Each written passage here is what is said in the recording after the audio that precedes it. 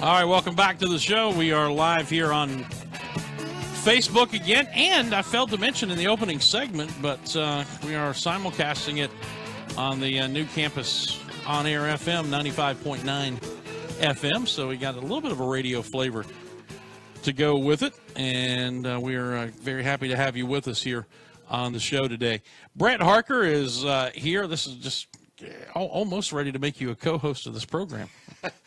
I'm wondering when I'm getting put on salary, Dan. I'm being honest with you. I keep waiting for the check in the mail, but nothing yet. Yeah, the key phrase there was keep waiting. That's all right. No, we appreciate everything you do for us. I was telling you beforehand, you kind of volunteered to do these post-game videos, win or lose, after the game, and those things have become immediate hits as far as the Furman fan base goes on YouTube. Man, we're going to make a YouTube sensation out of you yet. I love it. I love it. Look, anything that helps build our brand, I'm all about it, and I appreciate you taking the time to do it. And we have a fan base out there, and it's growing, and we have an exciting product to watch, and it's just another example of the direction our program's going. It's kind of an interesting weekend for your club because Friday, I think universally, those of us who watch the team on a daily basis looked at the first 3 or 4 innings and thought, who are these guys and what have they done with the Furman baseball team? Yeah. It's kind of settled down after that. Didn't get the win, but then Saturday and Sunday back to kind of business as usual. Yeah, we did. Gosh, that's the definition of 18 to 22-year-olds. You just want that to not show up so much. And I told our guys, I hope that we use that as a learning tool, and let's get good at not repeating how we showed up to the field on Friday, because we were a completely different team Saturday and Sunday, and I hate it that we did that with Gaddis on the mound, because he put forth an effort that we should win 9 out of 10 times with, and but like I said, if we can use that as a way of growing and getting better, then I'll take my lump now. But I don't like losing, and they don't like losing, so. I think in the long run, it's going to help us, but, boy, it wasn't fun on Friday, I can tell you that. But it was nice to see your kids bounce back, get behind Grant Sherman on Saturday, and I guess play the win to your favor, way it was blowing out in a 12-5 win. And then yesterday, taking control of a game, having it tighten back up again, but then when push came to shove, making big pitches and getting big swings down the stretch. Yeah, you're right. And looking at it from a coach's perspective, I feel like we've had several different types of game this year, having to come from behind, having it tight at the end, not losing a lead, but going from a blowout to a tight game and then expanding the lead again yesterday. These are all things that I think will help us over the course of the season. And, look, I'd love to win every game by 10 or 15 runs. I'll be honest with you. I'm okay with that. You and me both. But it's not going to happen, so I'd rather our team learn and grow from these experiences. And I was just really proud of them bouncing back. Like I said, we're not accustomed to losing on Friday. We've just had some pretty good Friday night pitchers for the last several years. And we lost this Friday. We had a huge challenge to come back and win back-to-back games against a veteran lineup and some pretty good arms, and they did just that. The great thing about having a veteran team in many aspects like you have is you've got guys who've been through all kinds of adversity. And thinking specifically about Cam Whitehead, we interviewed him after the game for the package Dwight Covington put together. That's available, by the way, on the school's YouTube channel. Very well this done. morning. Very well done. Thank you, Dwight. Cam had a game, obviously, that he'd like to forget on Friday. Despite hitting the home run, he had 2 throwing errors on drop third strikes that led to 2 unearned runs. And I know that as a veteran, he's been through it and is able to bounce back. But he also told us that you pulled him into the office and closed the door and said, hey, just forget about it. You're our guy, and move on, right? Yeah, I feel like that's where you start earning your stripes as a coach right there in situations like that. That really bothered him. I mean, big time. He's used to being a stud, and that was just very uncharacteristic of himself. And the worst thing you can start doing out on the diamond is doubting yourself. And I pulled him in the office and said, listen, man, you're our guy. You'll be our guy tomorrow. I said, you get 1 more hour of being ticked off about it. And I said, I'll be mad about it for 1 more hour. And I said, and then it's done. And I said, all that matters is what you think about yourself and what your coach thinks about you. And I'm telling you right now, I'm acting as if it never happened an hour from now. So now it's up to you to how you're going to move forward. And he did. And he was a stud, and that's why the kid's special. One of the things that he and I talked about during the interview was as watching him mature as a player and as a hitter, especially over his 4 years here. I can tell when he's really locked in at the plate, when he's hitting the ball hard in the other direction. I know both of his homers in the series went to left, but I thought that double down the right field line that he hit was a pretty good indication that he's staying on the ball and is starting to get locked in at the plate pretty good. I mean, his ability to drive the ball in the opposite gap and, like you said, down the line is what makes him special. Look, I mean, you go find 9 out of 10 guys in college, they got juice when they can pull the ball. I mean, that's not that tough. And normally when you're doing that, a pitcher's making a mistake or you have the pitcher in a count that he shouldn't be in. It's the guys that can hit in 2-2 counts or 1-2 counts. Those are the guys that are special. And you're right, when he's driving it the other way, that's when he's locked in. Don't get me wrong. If they make a mistake, I want him putting it out of the ballpark, and he can do that with like anybody else, as good as anybody else. But you're dead on. When he's going opposite field, that's when he's driving the ball opposite field, that's when you know he's really locked in. It'd be nice to see more hitters do that, wouldn't it? It is. I was looking at our hits yesterday, and what makes us tough is you look at how much we sprayed the ball around. And the long ball gets the highlights, and that's awesome, and I love it. And chicks dig the long ball, right? Dig the long ball. That's what we're told anyway. Yeah, I know nothing about that. I gave up a lot of home runs, but didn't hit too many. But when you look back at a game and you look at what makes the big dents in the innings, it's when you just refuse to give in an at-bat and you shoot one over to second baseman's head or you put a line drive right back up the middle. Those are the things as a pitcher that I know that drive you nuts because they're not being selfish. It's very easy to get a selfish hitter out. When a guy's willing to hit it where it's pitched, that's when they get really tough. And I think we do a really good job of that. And that's why I think Coach Harbin's one of the best hitting coaches in the country. Yeah, the number of hits we got to the right side by the right-handed hitters yesterday in particular I thought was pretty impressive. And I talked about the double by Whitehead, but I know Sky Overton had a base hit that way, and there were a couple of other kids who went the opposite way to get base hits as well. Yeah, it's funny. It's our middle of our lineup does it just as good. Normally you see that towards the tail end of people's lineups. They like going that way. And I won't even say that we like going that way because we don't stress it. We like them driving the ball out of the ballpark. I will be the first to tell you I'm okay with us pulling home runs. But it just goes to show you how disciplined they can be and go that way when they need to.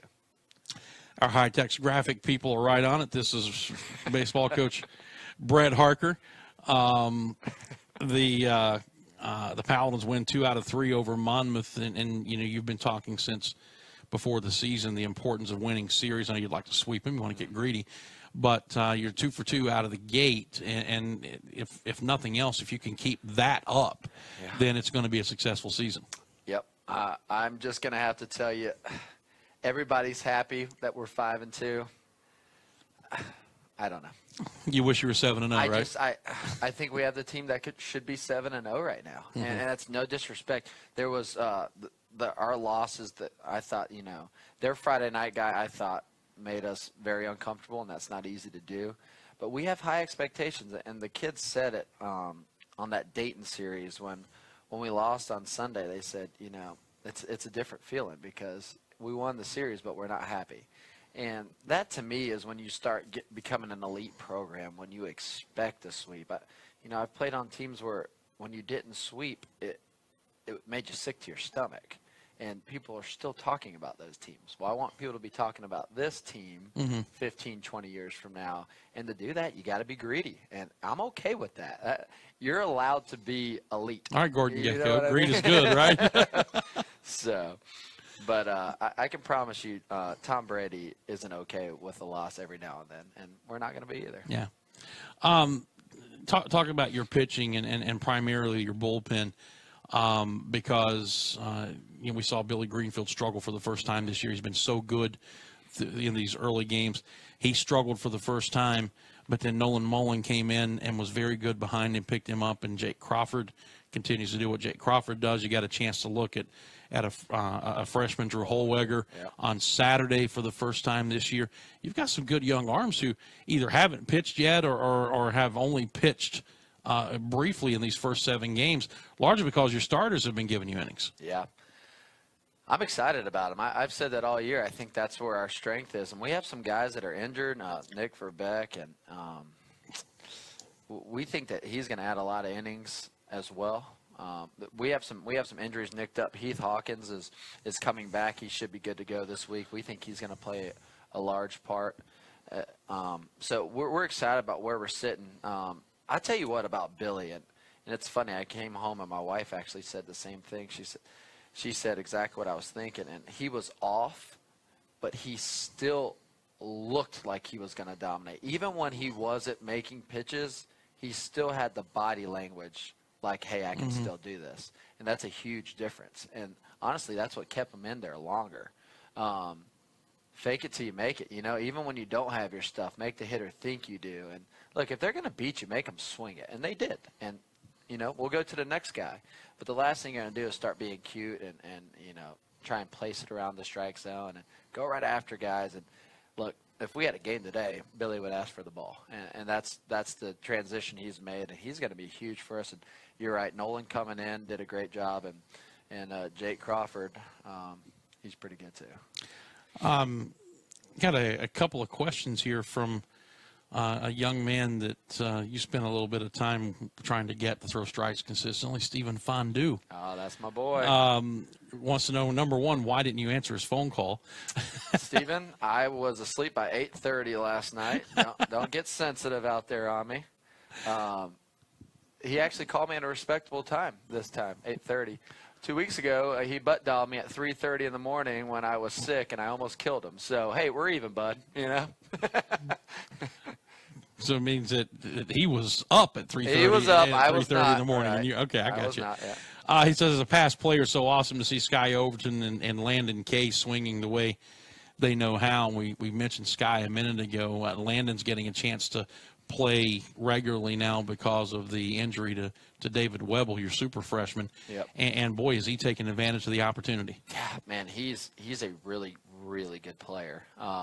You know, we put him in the 2-hole. We were trying to figure out one, all right, with Webble out, and we feel like Jabari hit leadoff last year, but he's more typical of a five-hole kind of hitter, and we're going to try and work Jabari into, once he gets going, to be more of a middle-of-the-lineup kind of guy. So who's going to be leadoff? And, you know, Carter Groats he's the guy that I feel like he can just, if you ask him to be 4-hole, he'd figure it out. You know, hit leadoff, he'll figure it out. So then our next question was, who the heck we're going to hit 2-hole? Because Death Taxes and Carter Groat hitting 2-hole as their constants, you know. And we threw some names around, and I said, look, I think Landon Kay is swinging it as well as anybody, and what he can do defensively. Man, he's probably got our strongest arm of anybody in the outfield, and he showed, man, he can make you pay. And I think having the Jake and Sky behind him kind of gives him some protection where guys got to go after him more, and he's going to make you pay for it. And Steven's right. It's awesome seeing those guys hit. Sky Overton has been as good of leader as you could possibly ask for on the team. He's done it by example on the field. I've seen him without him even knowing I'm seeing him, leading people in the dugout, in the locker room. That's what you ask for out of a senior. He's done a great job, and I'm very proud of him. So been able to do that and still maintain the Sky Overton, whatever you want to call it. He's kind of a flake, I guess would be that's a baseball term, isn't it? Yeah, he's kind of a flake. And I mean that in a good way. Yeah, he's a unique guy. And that's a good way to say it. It's one of those things where if you do it the right way, it's good. And it's contagious, and he keeps people relaxed. But when you do it and you show leadership qualities and you make sure you're doing stuff the right way, then it keeps people relaxed, and you're an example, you know, and I'm proud of him. He's done really well.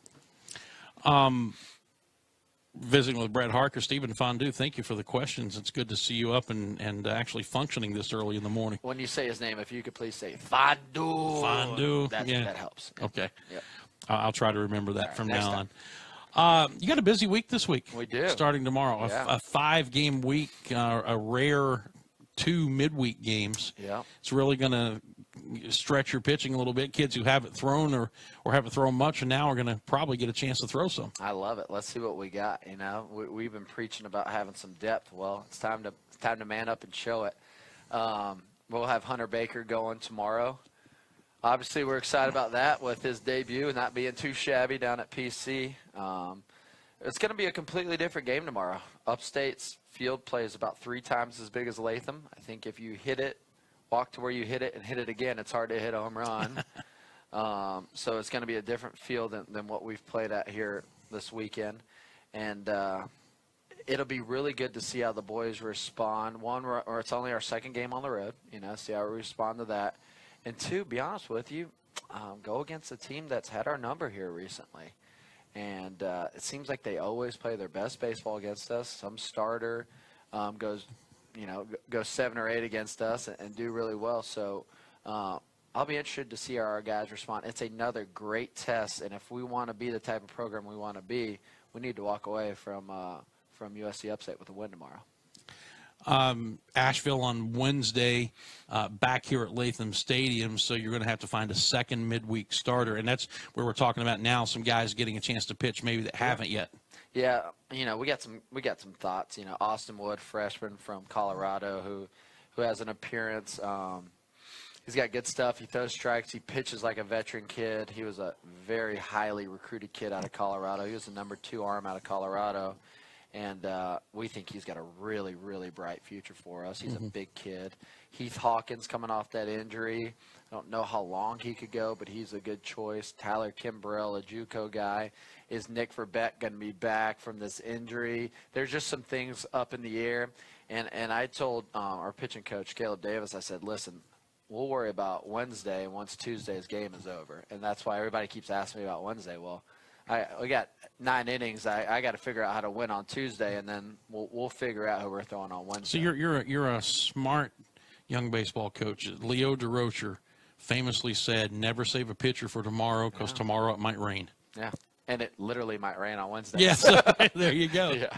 No, you know, Caleb came to me and said, "Well, what do you think is the better matchup with Baker on Tuesday and Wednesday?" And I just said, I'm in the belief of you throw your guy that you think gives you the best chance on the next game, and then you go from there. So that's what we're doing, and when Wednesday gets here, we'll make it work. I hear you. Before we let you go, can we get some updates on some of the guys who are banged up a little bit? Let's start with Brett Hebner, who's been out since the 2nd game with that high ankle sprain. Yeah, he's doing really well. He's healed quicker than expected. He may possibly be back this week. He took some batting practice. Got a little sore after batting practice, rightfully so. I'll get a report from Mike, our trainer, this week, but he's looking to get back sooner than later. What about Nick Verbeck? He looked really good. He threw a bullpen, was pain-free. Everybody's asking me when he's going to start. Well, he's probably going to need to build up out of relief to start off. He was projected as a weekend starter type kid. He's electric. Just got to make sure that nothing flares back up by rushing it too quick. So he may get in by next weekend would be my guess. We'll have to see where he is this week. Mondays are a weird day. You're regrouping from the weekend. I haven't seen anybody yet. And so we'll evaluate probably tomorrow where he stands. And naturally, that's when the media wants to know all the answers, right? And that's fine. That's fine. That's why they pay me the big bucks. Then what about David Webble, your super freshman? Yeah, he's seeing a doctor, I believe, this morning. He's got some tightness in his non-throwing shoulder that he's just been managing for a while, and it got to where swinging just became a little too painful for him. So we'll have to see where we go with that one. All right. Well, congratulations on another successful weekend, and we got 5 games this week. We might as well win all 5 of them. You know my theory on that. If we're playing 5, we might as well win 5, Dan. I like it. Yep. That's Brett Harker. Stay tuned. We'll be back with the final segment of the program right after this. Do not go away. When you go in search of a fence company, what's your criteria? Experience? Trust? A company that gets it right the first time and stand behind its work? Then your search is over. Faulkner Fence has been Greenville's fence company for more than